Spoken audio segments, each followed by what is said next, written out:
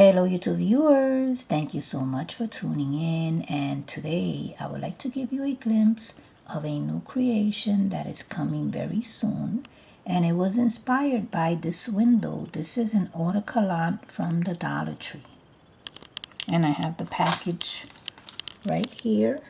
Sticker Autocollant, 4 pieces, and what they mean 4 pieces, they mean the side pieces here, the window, and the bottom pieces. Those are all stick-ons.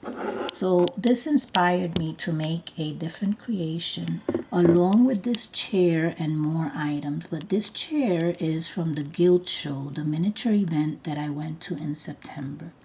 So I am using it in conjunction with this wall, with this window, and I have many other items to add to this creation. So I hope that you will stay tuned, and thank you so much for watching.